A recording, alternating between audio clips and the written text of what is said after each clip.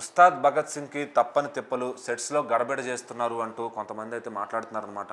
అసలు అక్కడ ఏం జరుగుతుంది? అంటే 'ఉస్తాద్ భగత్ సింగ్' సినిమానే కాదు, పవన్ కళ్యాణ్ గారి ఏ సినిమా వచ్చినా కూడా మరది ఎవరు చేస్తారు ఏంటి తెలీదు కానీ, ఖచ్చితంగా ఆ సినిమాకి ఏదో ఒక రకంగా అడ్డంకులు సృష్టిస్తూ ఉంటారు.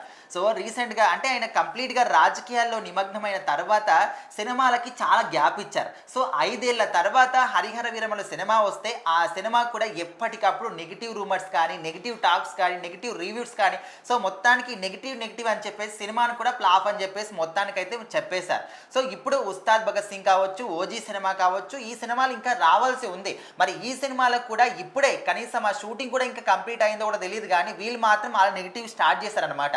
అయితే ఇక్కడ ఏంటంటే 'ఉస్తాద్ భగత్ సింగ్' సినిమా అనేది హైదరాబాద్ అన్నపూర్ణ స్టూడియోస్లో ప్రజెంట్ అయితే షూటింగ్ జరుగుతుంది. పవన్ కళ్యాణ్ గారి కీలకమైన సన్నివేశాలు కొన్ని చిత్రీకరణ చేస్తూ ఉన్నారు. సో ఆ తర్వాత మనకు హరిశంకర్ గారు కూడా ఈ రోజైతే షూటింగ్ చాలా బాగా జరిగిందని చెప్పేసి కూడా సోషల్ మీడియాలో ఆయన అనుభవాల్ని పంచుకున్నారు. ఎందుకంటే పవన్ కళ్యాణ్ గారు సినిమాలకు ఇచ్చే చాలా తక్కువ టైం అనమాట. సో ఆ చాలా తక్కువ టైంని మనము చాలా ఎంత ఎక్కువగా యూజ్ చేసుకుంటే అంత త్వరగా షూటింగ్ అయిపోతుంది. ఆయన కూడా పని కంప్లీట్ చేసుకుని అటు రాజకీయాల్లో తన పని తాను చూసుకుంటాడు. సో ఇక్కడ ఏంటంటే ఇప్పుడు మన తెలుగు సినిమా ఇండస్ట్రీలో కార్మికులందరూ కూడా మాకు 30% వేతనాలు పెంచాలి, లేకపోతే మేము మాత్రం ఇదే విధంగా ధర్నా కొనసాగిస్తాము, షూటింగ్స్ మాత్రం మేము అటెండ్ కాము అని చెప్పేసి కరాఖండిగా చెప్పేశారు.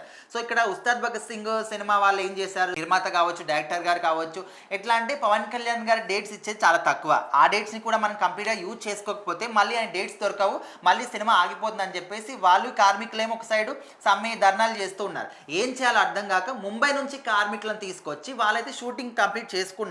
సో మరి ఆ తర్వాత అక్కడ షూటింగ్ సెట్కి వచ్చి కార్మికులందరూ కూడా గొడవ చేస్తున్నారు, తెలుగు వాళ్ళందరూ కూడా.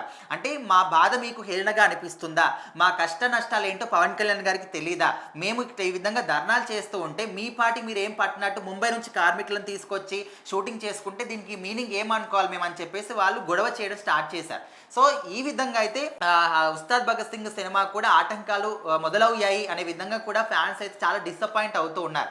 ఏ సినిమా వచ్చినా కూడా ఏదో ఒక రకంగా ఈ విధంగా అడ్డంకులు వస్తూనే ఉన్నాయని చెప్పేసి.